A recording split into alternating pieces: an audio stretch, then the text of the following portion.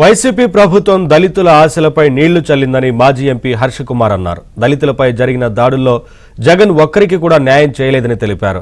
ప్రభుత్వ మెడికల్ కాలేజీల్లో ఎస్సీ రిజర్వేషన్లు ఫీజు రీయింబర్స్మెంట్ను ఎత్తివేశారంటూ మండిపడ్డారు. జగన్ను గద్దెదించడానికి దళితులంతా కృషి చేస్తున్నారని అన్నారు. దళితుల ఆత్మగౌరవం కోసం రేపు రాజమండ్రిలో రాష్ట్ర ఎస్సీ నేతలంతా సమావేశమవుతున్నారని హర్ష కుమార్ తెలిపారు. 8వ తారీఖున యామగిరి గ్రౌండ్స్ లో దళితుల సింహగర్జన జరపడానికి తలపెట్టాం. ఎందువల్లంటే రాజకీయంగా పూర్తిగా నిరాదరణకి గురవుతున్న జాతి దళిత జాతి. ఈ రోజున ఒకసారి ఎమ్మెల్యే గెలిచిన వాళ్ళని పూచిక పిల్ల కంటే హీనంగా తీసి ఏ నియోజకవర్గాల్లో మార్పులు చేయట్లేదు, ఒక్క దళిత నియోజకవర్గాల్లోనే మార్పులు చేస్తూ మా ఆత్మగౌరవానికి భంగం కలిగిస్తున్నాయి పార్టీ. ఈ రోజున పరిస్థితి ఏ రకంగా ఉందంటే దళిత జాతి అలోమని ఆలపిస్తా ఉంది. ఎందువల్లంటే 27 దళిత పథకాలు రద్దు చేయడం జరిగింది. వందలాది మందిని పొట్టన పెట్టుకోవడం జరిగింది.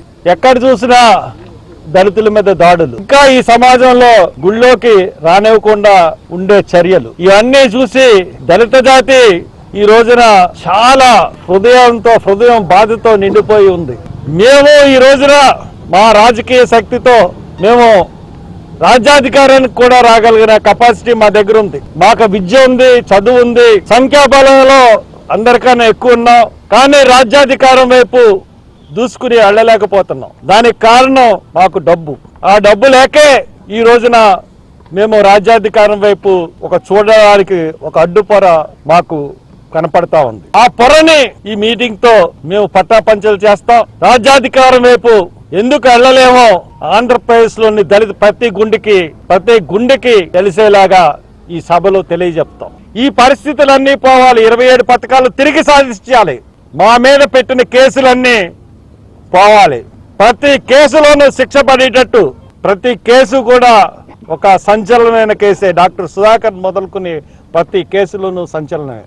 అంత దారుణంగా కరోనాలో కూడా మమ్మల్ని హింసించి బాధించిన ప్రభుత్వాలకి బుద్ధి చెప్పడానికి మా జాతి కంకణం